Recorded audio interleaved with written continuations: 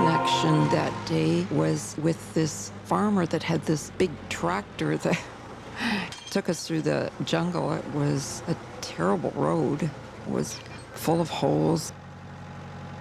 Actually, the jungle reminded me a lot of our bush that we used to have on the farm where I grew up, and how we used to collect maple syrup in the spring. It was quite an enjoyable ride, actually. At one point during the trip, we had waited for 2 or 3 hours for this boat, which was late, and finally it arrived. We all packed our stuff on the boat, ready to get going again, and they couldn't get the boat started. They pulled, and it wouldn't work. Do you think it might be flooded? I have a lawnmower and I used to wait 5 minutes and then it would start. Wait for the gas to evaporate. Well, it's something like a lawnmower. Pull it. Oh! Oh! It's harder than my lawnmower.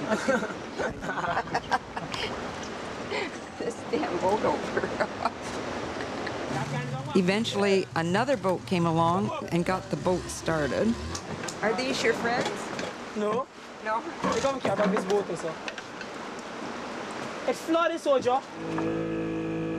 And then we stalled in the middle of the river, and we thought we were going to go downstream over top of these little falls that we'd just come from. And they ripped the boat apart, and they used the wood from the front of it for paddles. Finally, we pulled over to the side. There was nothing really that happened, but it was a little bit scary. Probably the only really scary part of the whole trip. We sat around, and eventually another boat came along and helped us out, and it was a long day to get from one place to the other place, but we weren't in any hurry. It was fine. We came across this dredge on the way that was actually operating. Diamond and gold is what we work with. Your main ones, yes. The impeller spins in there, suck up the stuff from the bottom, pass it through the top pipe there, into the sluice, and it passes through a set of riffling. Do you find lots of gold and diamonds? Well, sometimes it all depends on if it's about. You have to do a lot of boring and searching.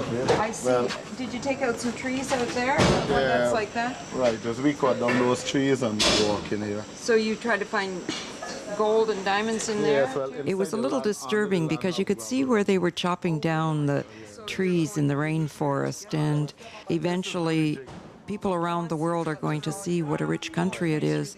And I see them going to Guyana and cutting down the forests, not just for the trees, but for the gold and diamonds.